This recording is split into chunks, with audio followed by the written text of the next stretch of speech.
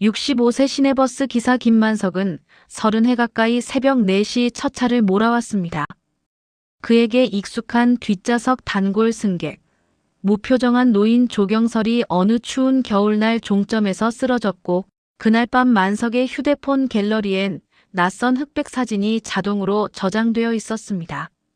사진 속 1989년 무렵의 지하방, 울고 있는 아이, 그리고 아이의 손목엔 만석의 딸 은지만이 가지고 있던 특별한 이니셜 팔찌와 똑같은 형태가 보였습니다.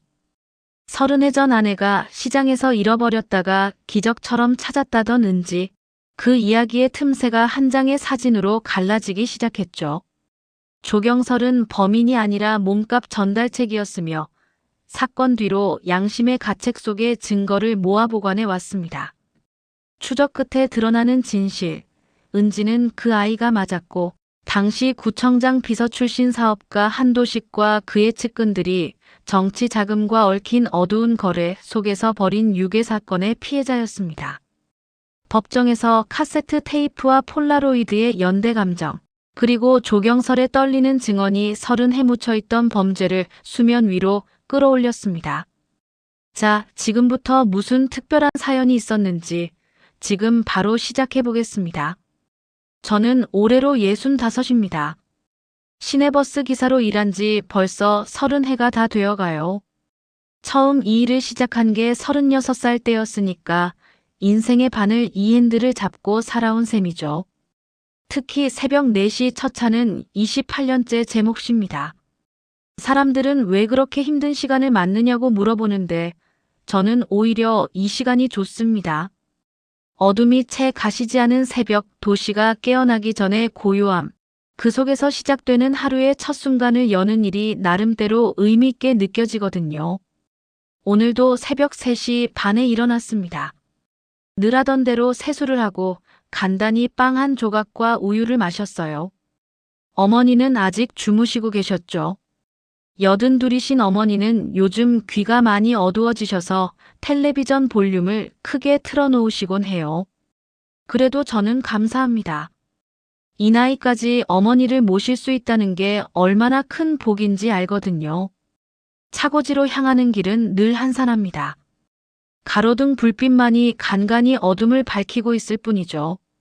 차고지에 도착하니 벌써 몇몇 동료들이 나와 있었어요. 박춘배도 보였습니다. 저보다 2살 많은 이 양반은 정비사로 25년을 함께 일했죠. 그만큼 서로를 잘 압니다. 만석아, 오늘 날씨 춥다. 그러게요, 형님. 손이 시려워서 핸들 잡기 힘들겠어요. 조심해서 몰고. 겨울엔 길이 미끄럽잖아. 네, 알겠습니다. 간단한 인사를 나누고 제 버스로 향했습니다. 23번 버스. 제가 거의 10년 가까이 모는 차예요. 차에 오르니 익숙한 냄새가 났습니다. 디젤 냄새와 오래된 좌석의 냄새가 섞여 있는, 그렇지만 제게는 편안한 냄새죠. 시동을 걸고 히터를 켰습니다.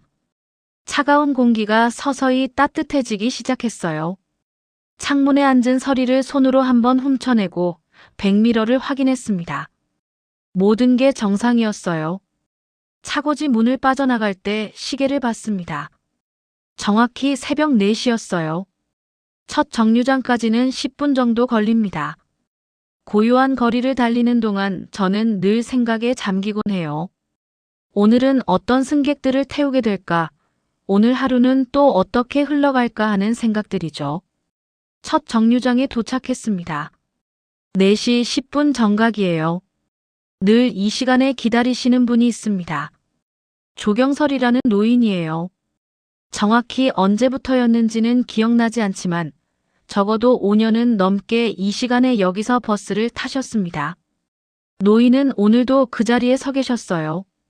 낡은 회색 점퍼에 검은색 털모자를 쓰고 작은 가방을 들고 계셨죠.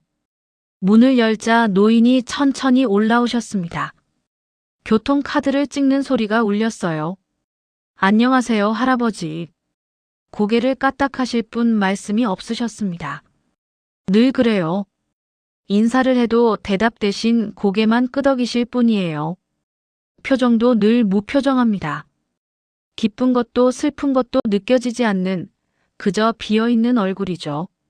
노인은 뒷좌석 구석자리로 가셨습니다. 늘 앉던 그 자리예요. 창가 쪽 맨 뒤 좌석이죠. 거기 앉아서 창밖만 보십니다.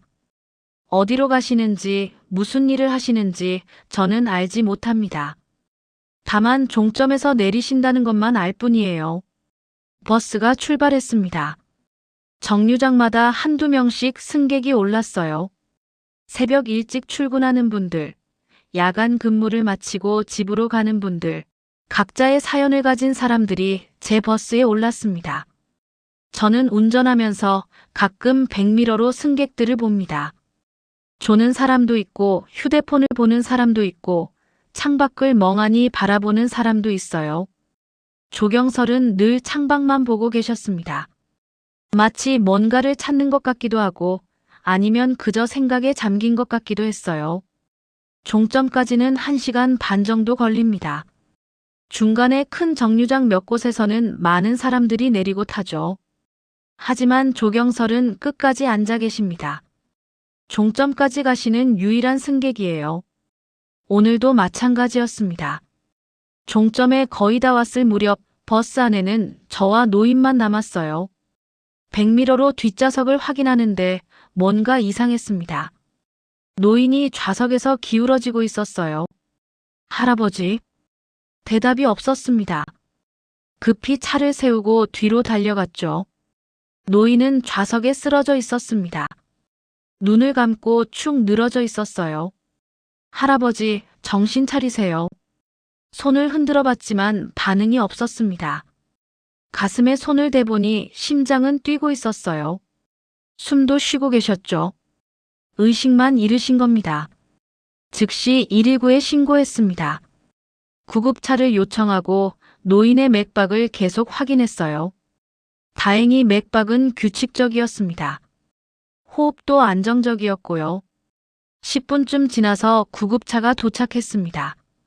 구급대원들이 노인을 들것에 싣는 동안 저는 노인의 소지품을 챙겼어요. 작은 가방 하나와 지갑이 있었습니다. 주머니를 확인하는데 작은 폴라로이드 사진 한 장이 떨어졌어요.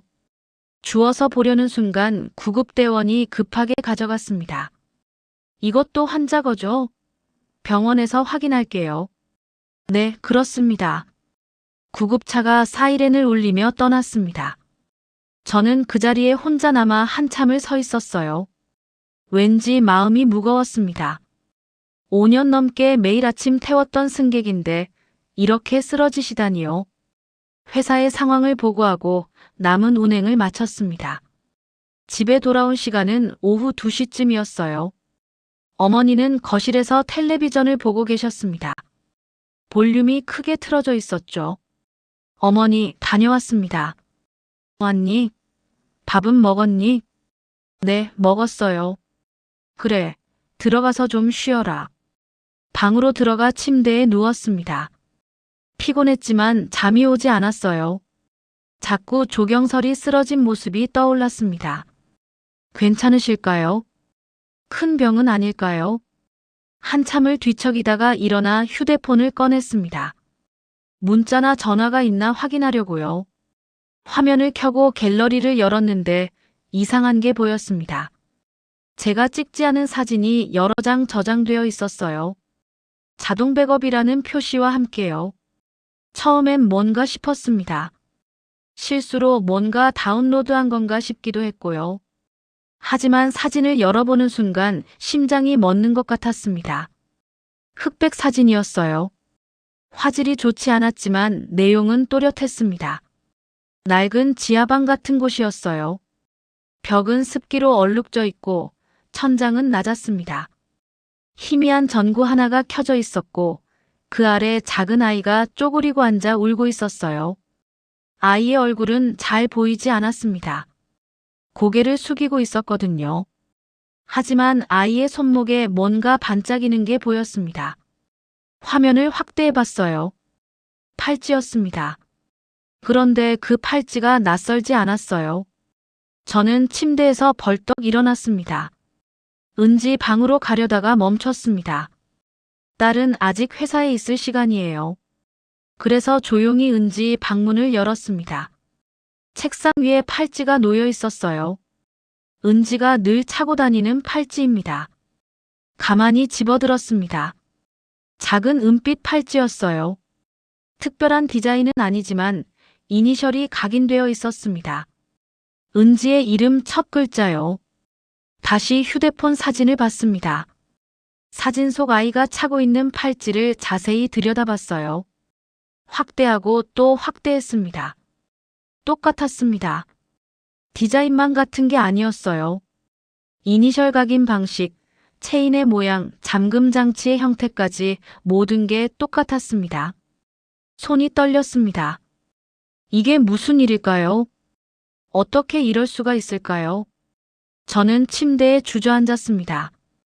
팔찌를 한 손에 쥐고 다른 손으로는 휴대폰을 들여다봤어요. 사진을 계속 들여다보며 생각했습니다. 은지는 32살입니다. 30에도 더 전 일이에요. 아내가 시장에 장을 보러 갔다가 은지를 잠깐 잃어버렸던 일이 있었습니다. 당시 은지는 4살쯤이었어요. 아내는 시장에서 생선을 고르던 중이었대요. 은지가 옆에 서 있었는데 돌아보니 없어진 겁니다.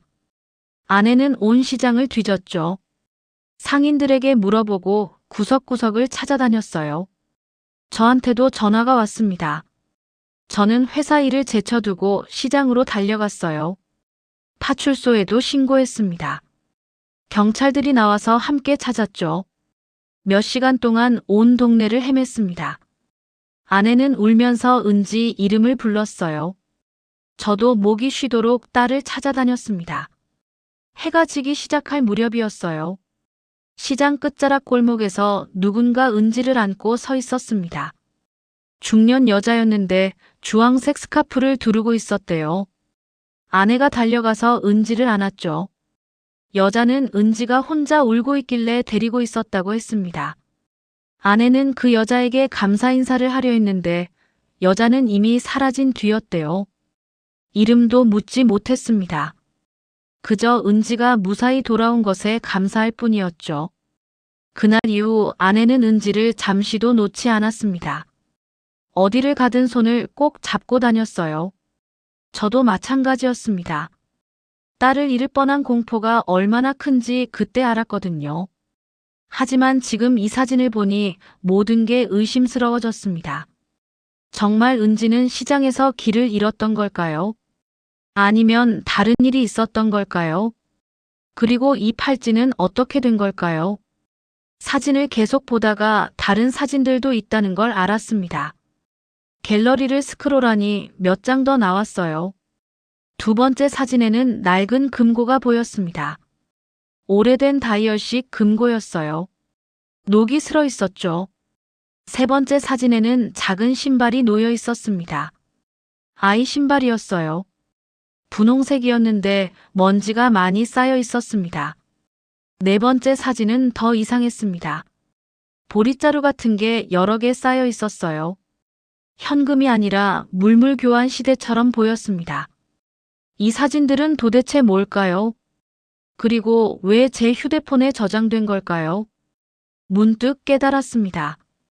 오늘 아침 조경설이 쓰러졌을 때 노인의 주머니에서 폴라로이드 사진이 떨어진 게 기억났어요. 그리고 제 휴대폰에는 근접 공유 기능이 켜져 있었습니다. 노인의 휴대폰과 제 휴대폰이 가까이 있었으니 자동으로 사진이 백업된 게 틀림없어요. 그렇다면 이 사진들은 조경설의 것입니다. 노인은 왜 이런 사진을 가지고 있었을까요? 그리고 은지의 팔찌와 똑같은 팔찌를 찬 아이는 누구일까요? 잠을 이룰 수 없었습니다. 저녁을 먹고도 계속 사진만 들여다봤어요. 어머니는 제가 이상하다는 걸 눈치채셨는지 물어보셨습니다. 만서가 무슨 일 있니? 아니에요, 어머니. 그냥 좀 피곤해서요. 그래. 그럼 일찍 자거라. 네. 하지만 잠이 올 리 없었어요. 저는 밤새 뒤척이다가 새벽 2시쯤 일어났습니다. 거실로 나와 소파에 앉아 다시 사진을 봤어요. 사진 속 아이가 은지일까요? 그럴 리 없어요. 은지는 시장에서 길을 잃었다가 몇 시간 만에 찾았습니다. 지하방 같은 데 갇혀 있었던 게 아니에요. 하지만 팔찌는 설명할 수 없었습니다. 똑같은 팔찌를 어떻게 설명할 수 있을까요? 새벽 3시 반이 되어 출근 준비를 했습니다. 세수를 하고 옷을 갈아입었어요. 거울을 보니 눈 밑에 다크서클이 짙게 깔려 있었습니다. 차고지로 향했습니다. 박춘배가 먼저 와 있었어요. 만서가 얼굴이 왜 그래? 못 잤니? 네, 좀 그래요. 무슨 일 있어? 아니에요. 그냥 나이 들어서 잠이 안 와요. 춘배는 고개를 갸웃했지만 더 묻지 않았습니다. 버스에 올라 시동을 걸었습니다. 첫 정류장으로 향하는 길, 저는 계속 생각했어요. 조경서를 다시 만나야 할 것 같았습니다. 노인에게 물어봐야 해요. 그 사진이 뭔지, 왜 가지고 있었는지요. 첫 정류장에 도착했습니다. 하지만 노인은 나타나지 않았어요. 어제 쓰러져서 병원에 있겠죠. 저는 빈 정류장을 바라보며 한숨을 쉬었습니다. 운행을 마치고 회사로 돌아왔습니다. 사무실에 들러 조경설에 대해 물어봤어요. 어제 쓰러진 승객분 어떻게 되었는지 아세요? 아, 그분. 병원에서 연락 왔는데 큰 문제는 없대요. 퇴원하셨대. 연락처나 주소 같은 거 있나요?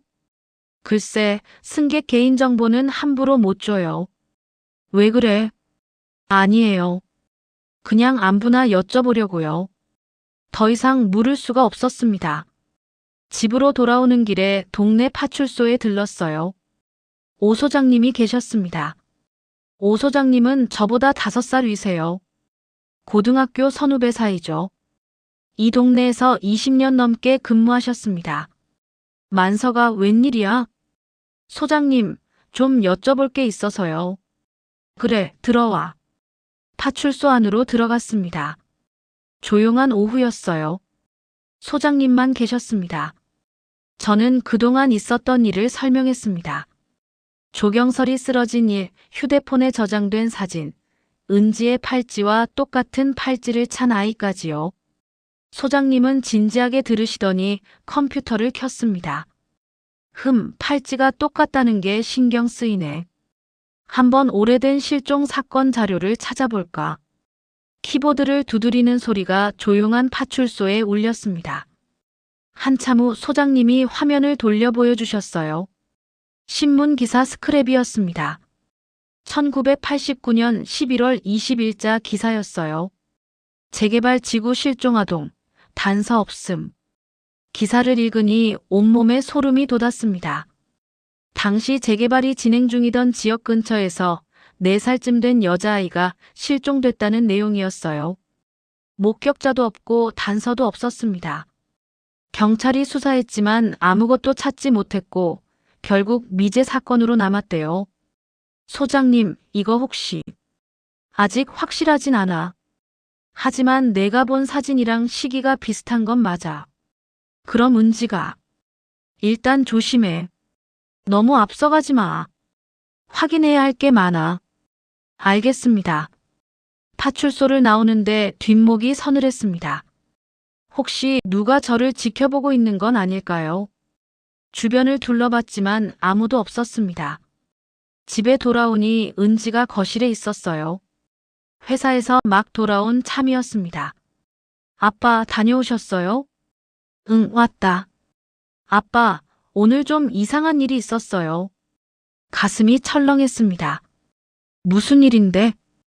회사 앞에서 누가 저를 계속 쳐다보는 것 같았어요. 누가? 모자를 푹 눌러 쓴 남자였는데요. 제가 쳐다보면 고개를 돌리더라고요. 그런데 계속 그 자리에 서 있었어요. 착각 아닐까? 아니에요. 분명히 저를 보고 있었어요. 좀 무서웠어요. 저는 은지의 어깨를 토닥였습니다. 내일도 그러면 회사에 말해. 그리고 혼자 다니지 말고. 네, 알겠어요. 그런데 아빠 무슨 일 있어요? 요즘 표정이 안 좋으세요. 아니야. 그냥 좀 피곤해서. 정말요? 그래. 걱정 마. 은지는 제 얼굴을 한참 보다가 방으로 들어갔습니다. 딸이 위험에 처할 수도 있다는 생각에 가슴이 답답했어요.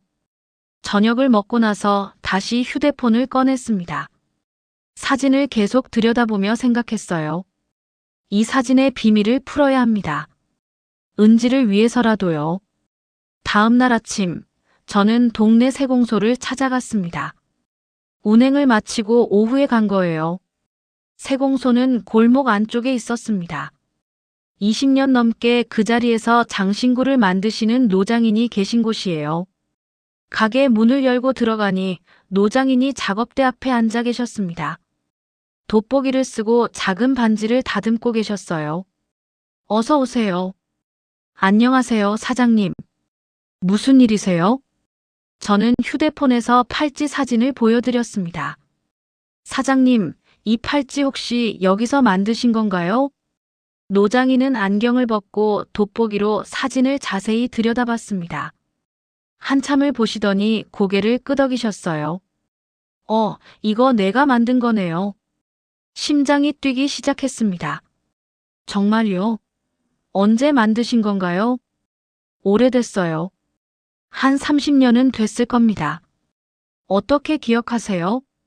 이 이니셜 각인 방식이 내 특유의 기법이거든요. 다른 데서는 이렇게 안 해요. 그리고 이 디자인은 요즘 안 만들어요.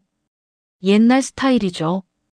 혹시 누가 주문했는지 기억나세요? 노장인은 눈을 감고 생각하셨습니다. 여자였어요. 30대쯤 됐나. 목소리가 허스키했던 게 기억나네요. 더 자세한 건요? 잠깐만요.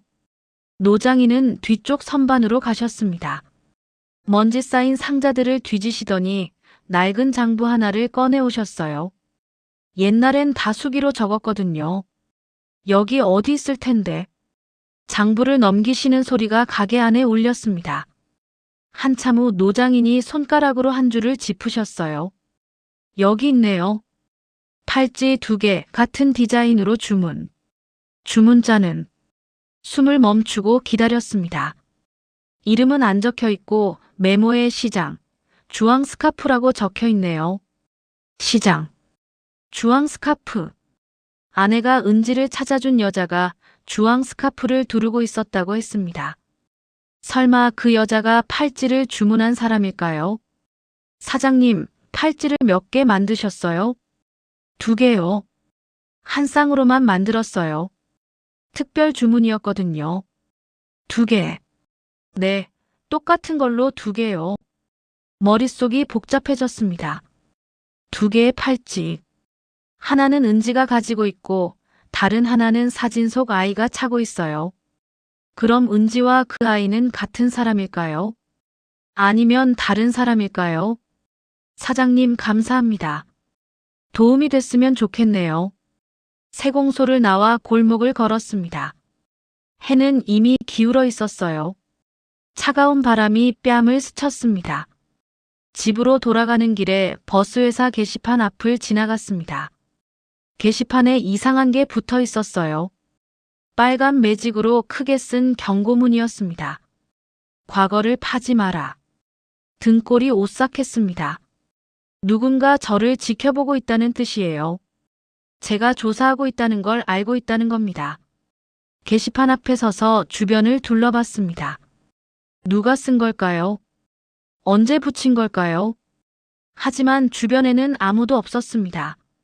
집에 돌아오니 은지가 방에 있었어요. 저는 거실에 앉아 생각에 잠겼습니다. 이 일을 계속 조사해야 할까요?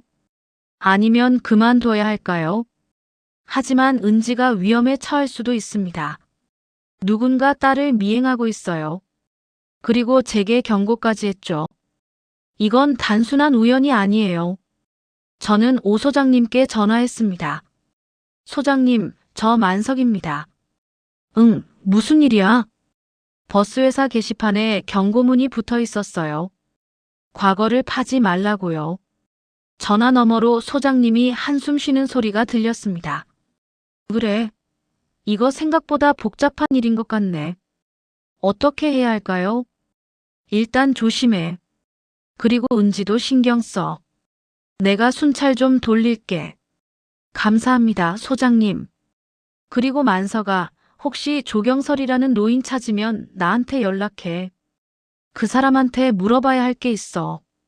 알겠습니다. 전화를 끊고 나니 온몸에 힘이 빠졌습니다. 은지 방문 앞에 서서 한참을 서 있었어요. 딸은 책상에 앉아 무언가 하고 있었습니다. 노크를 하고 들어갔습니다. 은지야.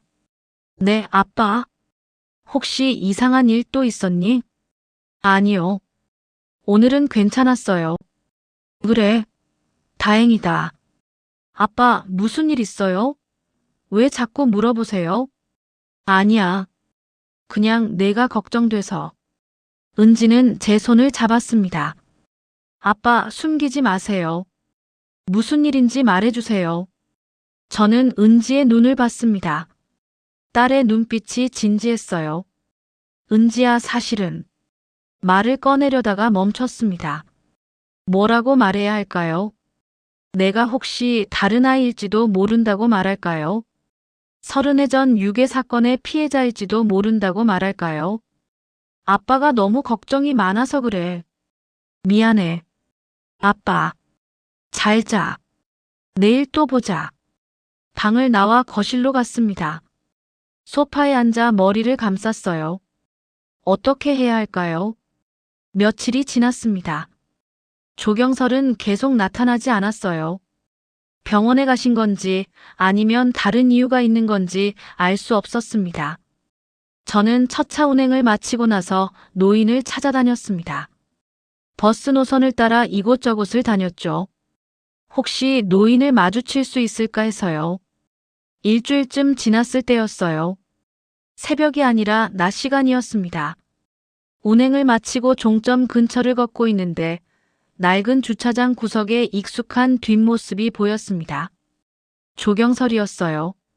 노인은 폐차장 옆 벤치에 앉아 더치커피를 홀짝이고 있었습니다. 저는 천천히 다가갔어요. 할아버지. 노인은 놀란 듯 고개를 들었습니다. 기사님, 괜찮으세요? 그날 쓰러지셔서 걱정했습니다.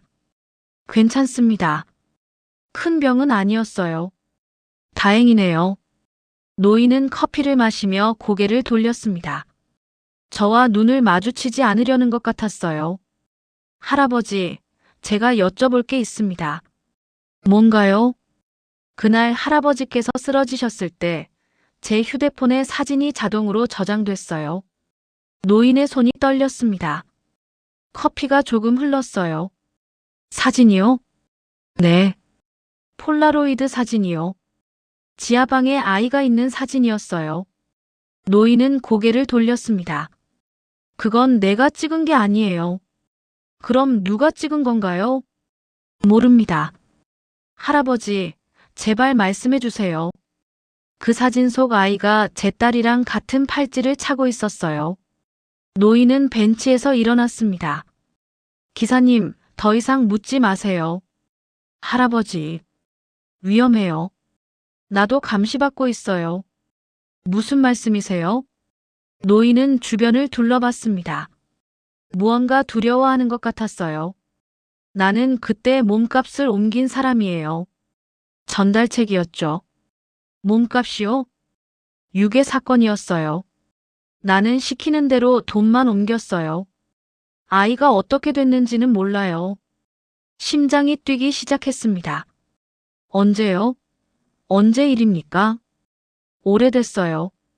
30해도 더요. 그 아이는 어떻게 됐나요? 노인은 눈물을 글썽였습니다. 모릅니다. 나는 그저 중간 창고까지만 갔어요. 그 다음은 누가 시켰나요? 누가 할아버지에게 시킨 겁니까? 말할 수 없어요. 할아버지, 제발이요. 제 딸이 위험할 수도 있어요. 노인은 고개를 저었습니다. 나도 감시받고 있어요. 집에도 협박 전화가 와요. 제발 더 이상 찾지 마세요. 할아버지, 이만 가봐야겠어요. 노인은 커피를 버리고 황급히 자리를 떠났습니다. 저는 그 뒷모습을 바라보며 주먹을 쥐었어요. 집으로 돌아오는 길에 이상한 일이 있었습니다. 창문에 작은 돌멩이가 부딪혔어요. 창문으로 내다보니 아무도 없었습니다. 밖으로 나가보니 바닥에 쪽지가 떨어져 있었어요. 그만둬. 또 경고였습니다. 이번엔 집까지 찾아온 겁니다. 손이 떨렸어요. 하지만 동시에 확신이 들었습니다. 뭔가 큰 비밀이 숨겨져 있고 누군가 그걸 지키려고 필사적이라는 걸요. 오 소장님께 전화했습니다. 소장님, 조경서를 만났어요. 그래? 뭐래? 유괴 사건 전달책이었대요. 30해 전에요. 전화 너머로 소장님이 숨을 크게 쉬는 소리가 들렸습니다. 만서가, 이거 정말 큰 사건일 수 있어. 어떻게 해야 하죠? 내가 옛날 자료 좀 더 찾아볼게. 당시 유괴 사건이랑 실종 사건 말이야. 그리고 소장님, 집에 또 경고가 왔어요. 그만두라고요. 뭐? 집까지? 네. 알았어. 내가 집 주변 순찰 강화할게. 그리고 은지도 조심하라고 해. 감사합니다. 전화를 끊고 나니 온몸에 힘이 빠졌습니다. 이 일이 어디까지 갈까요? 저는 진실을 알아낼 수 있을까요? 며칠 후 조경설이 다시 나타났습니다. 이번엔 노인이 직접 저를 찾아왔어요. 차고지로 왔습니다. 점심시간이었어요. 저는 차고지 사무실에 있었는데 누군가 문을 두드렸습니다. 나가보니 조경설이 서 있었어요. 할아버지. 노인은 떨리는 손에 작은 금속 상자를 들고 있었습니다. 기사님, 이걸 드려야 할 것 같아요. 이게 뭔가요? 들어가요. 여기서 말하기 곤란해요. 사무실 안으로 모셨습니다. 다행히 아무도 없었어요. 노인은 상자를 책상 위에 놓았습니다. 이게 뭡니까? 증거예요. 내가 그동안 모아둔 거예요. 상자를 열었습니다. 안에는 낡은 카세트 테이프 2개와 폴라로이드 사진 묶음, 그리고 녹슨 열쇠가 들어있었어요. 이게 테이프에 목소리가 담겨 있어요. 당시 몸값 지시하던 사람들의 목소리요. 손이 떨렸습니다. 사진은요? 아이를 옮기던 장소예요. 그리고 차량 번호도 일부 적혀 있어요. 왜 이제야 주시는 겁니까? 노인은 눈물을 흘렸습니다. 양심의 가책 때문이었어요. 나는 돈 때문에 그 일을 했어요. 하지만 아이가 어떻게 됐는지 계속 궁금했어요.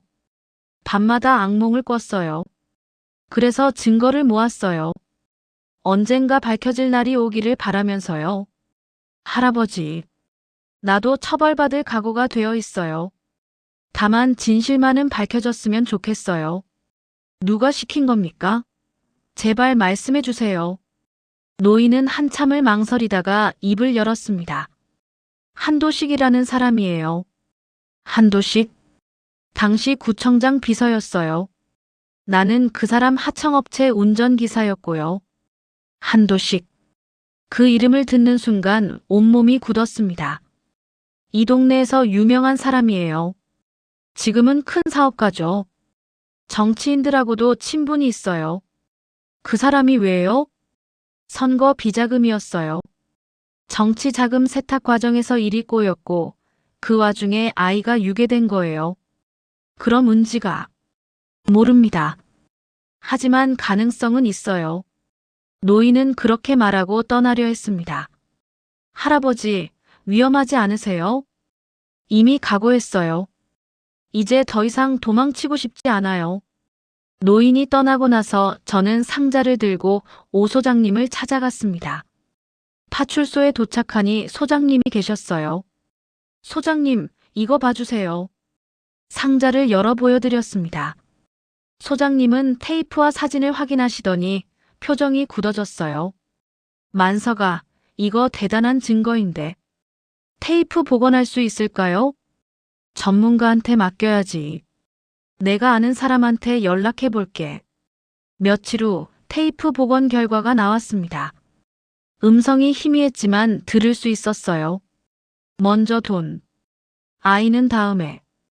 거친 남자 목소리였습니다. 그리고 차 문 닫는 금소금이 들렸어요.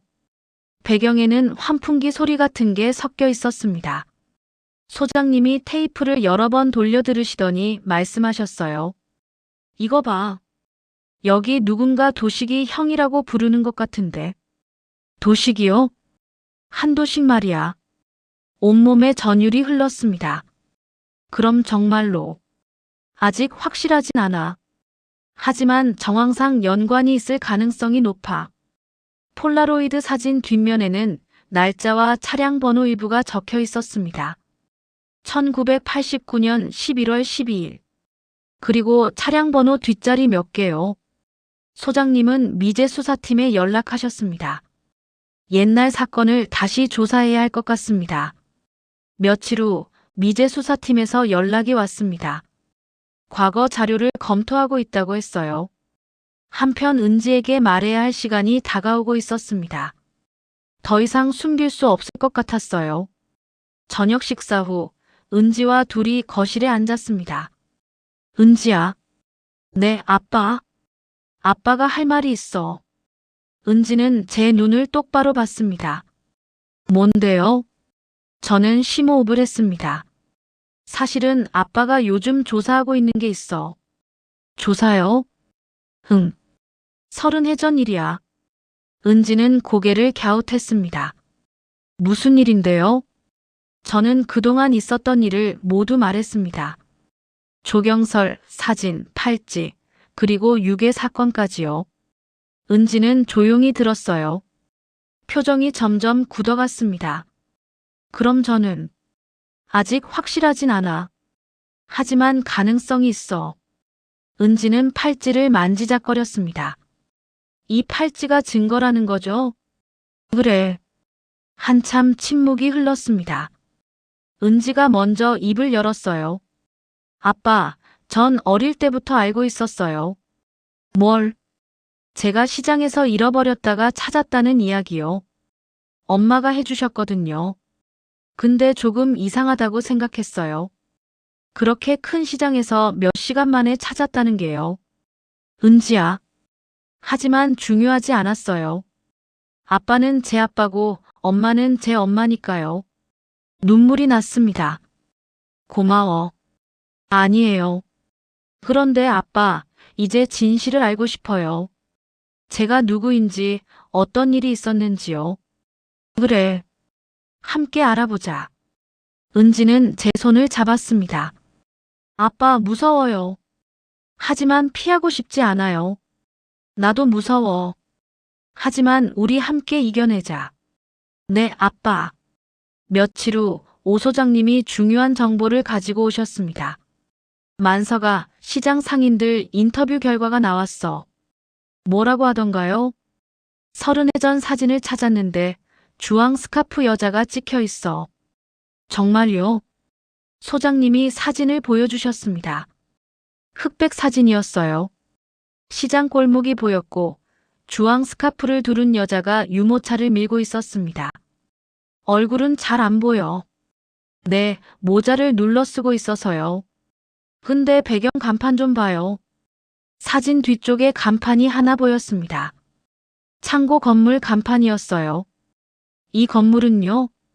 재개발 전 철거된 곳이야. 지금은 상가가 들어섰지. 가볼 수 있을까요? 수사팀이 이미 가보고 있어. 며칠 후 놀라운 소식이 들렸습니다. 재개발 상가 지하에서 오래된 흠집과 경첩 자국이 발견됐대요. 조경설이 말했던 십자 모양 흠집이었습니다. 그리고 더 놀라운 건 차량 번호판 조각이 발견됐다는 거예요. 테이프에 적힌 번호와 일치했습니다. 오 소장님은 제게 말씀하셨어요.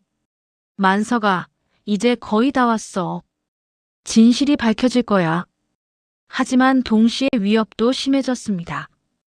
은지의 직장에 익명의 민원이 들어오기 시작했어요. 입양 절차에 흠결이 있다는 내용이었습니다. 버스 노조 게시판에도 유언비어가 돌았어요. 제가 사적인 이유로 회사 망신시킨다는 소문이었죠. 은지는 SNS에서 신상 털기를 당했습니다. 익명의 계정들이 딸을 공격했어요. 저는 견딜 수 없었습니다.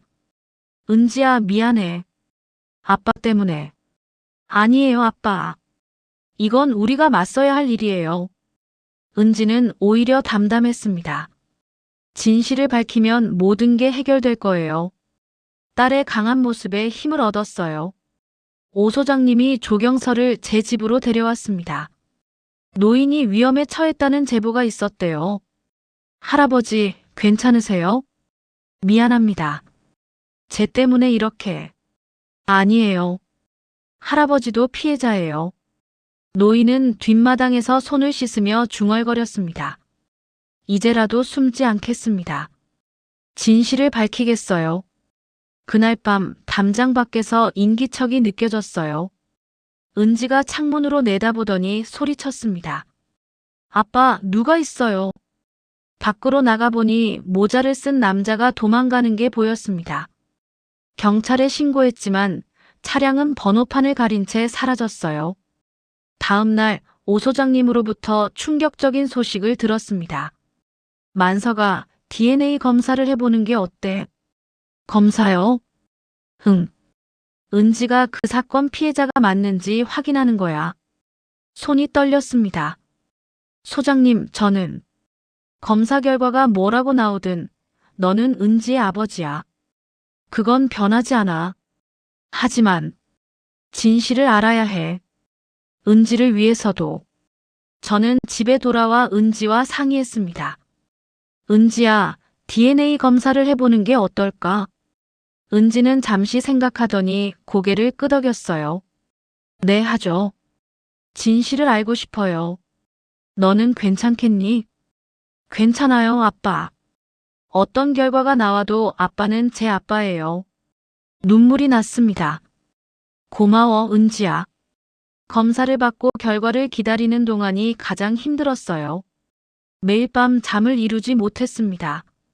일주일 후 결과가 나왔습니다. 오 소장님이 서류를 들고 오셨어요. 만서가. 네, 소장님. 고비율 친자일치래. 심장이 멎는 것 같았습니다. 그럼 은지가 그 사건 피해자가 맞아. 눈물이 쏟아졌습니다. 은지를 보니 딸도 울고 있었어요. 저는 은지를 꼭 안았습니다. 은지야. 아빠. 누가 낳았든 누가 길렀든 난 너의 아빠야. 그건 절대 변하지 않아. 네, 아빠. 저도 알아요. 우리는 한참을 그렇게 안고 울었습니다. 며칠 후 세공소장인이 연락을 주셨습니다. 오래 숨겨뒀던 주문서 원본을 내놓겠다고 하시더라고요. 주문서에는 주황 스카프 여자의 서명 초성이 있었습니다. 필적 감정을 의뢰했더니 한도식 측근의 과거 서류와 일치한다는 결과가 나왔어요. 모든 퍼즐이 맞춰지고 있었습니다. 검찰은 한도식과 측근들을 소환했습니다. 감금, 유괴, 공갈, 증거인멸 혐의였어요. 한도식은 기자회견을 열었습니다. 이것은 정치 공작입니다. 하지만 기자들의 질문은 날카로웠어요. 테이프에 나온 목소리는 어떻게 설명하시겠습니까? 한도식은 식은땀을 흘렸습니다. 기억나지 않습니다. 은지는 팔찌를 들고 카메라 앞에 섰습니다. 이 팔찌는 2명의 이름을 품고 살았습니다. 잃어버린 아이와 찾아진 딸이요. 은지의 발언은 여론을 움직였습니다. 사람들은 은지를 응원하기 시작했어요. 조경설은 자수했습니다. 저도 벌을 받겠습니다. 늦었지만요. 노인의 고백은 사건의 빈칸을 메웠습니다. 재판이 시작됐습니다. 법정은 방청객들로 가득 찼어요. 저와 은지도 맨 뒷좌석에 앉았습니다. 검사가 증거를 제시했습니다. 폴라로이드의 은염 연대 감정 보고서, 카세트 테이프의 배경소음 분석, 차량 번호판 조각, 세공소 주문서, 필적 감정서요. 한도식은 계속 기억나지 않는다고 했습니다. 하지만 조경설의 증언이 결정타였습니다. 저는 하청업체 운전기사였습니다. 한도식의 지시로 몸값을 옮겼어요. 판사가 물었습니다. 어떻게 확신하십니까? 십자 흠집이 있는 철문을 봤습니다. 그리고 테이프에 녹음된 목소리도 들었어요. 증거가 쌓여갔습니다. 판사는 심각한 표정으로 판결문을 읽었습니다. 피고인 한도식, 징역 15년을 선고한다. 측근들에게도 중형이 선고됐습니다. 법정을 나서는 은지의 손이 떨렸습니다. 저는 딸의 손을 꼭 잡았어요. 끝났어. 네, 아빠. 지역신문에는 새벽 첫차가 밝힌 30해의 어둠이라는 제목의 사설이 실렸습니다. 조경설은 형을 받고 수감됐습니다. 하지만 출소 후 첫차를 탈 수 있겠냐는 편지를 보내왔어요. 저는 답장을 썼습니다. 새벽 뒷좌석은 당신 자리로 비워두겠습니다. 은지는 주민등록을 정정했습니다. 그리고 작은 서점에서 일을 시작했어요. 팔찌는 액자 속에 2개 나란히 걸렸습니다. 저는 버스회사에 남아 후배 기사들을 가르쳤습니다. 첫 차는 새벽을 가르는 빛입니다. 오 소장님은 명퇴를 앞두고 사진을 걸었습니다. 끝까지 포기하지 않은 사람들이라는 제목이었어요. 어느 겨울날 은지와 시장 골목을 걸었습니다. 아빠, 여기가 그곳이에요? 그래. 이상한 기분이에요. 그렇구나. 그냥 지나간 일 같아요. 은지는 제 팔짱을 꼈습니다. 아빠, 감사해요. 뭐가? 저를 포기하지 않아서요. 너는 내 딸이야. 당연한 거지. 집으로 돌아와 어머니 제삿날을 맞았습니다. 여명이 창가를 밝히고 저는 은지의 등을 토닥였습니다. 새벽은 늘 오더라. 네, 아빠. 다음 날 새벽 저는 다시 첫 차를 몰았습니다. 첫 정류장에 도착했습니다. 조경설이 올라탔습니다. 할아버지. 기사님. 뒷좌석에 앉으세요. 노인은 조용히 뒷좌석으로 갔습니다. 버스가 출발했습니다. 차창 너머로 여명이 번졌습니다. 노인은 창밖을 보며 중얼거렸습니다. 편안합니다. 저는 백미러로 노인을 봤습니다. 할아버지도 이제 편히 쉬세요. 감사합니다. 버스는 계속 달렸습니다. 새벽을 가르고 어둠을 밝히며요. 은지는 집에서 팔찌를 보며 속삭였을 겁니다. 아빠, 이제 화납니다. 피보다 두꺼운 건 함께한 시간입니다. 저는 핸들을 잡고 앞을 봤습니다. 새벽 첫 차는 오늘도 달립니다. 차창에 햇살이 비쳤습니다. 새벽은 늘 옵니다. 버스는 계속 달렸습니다.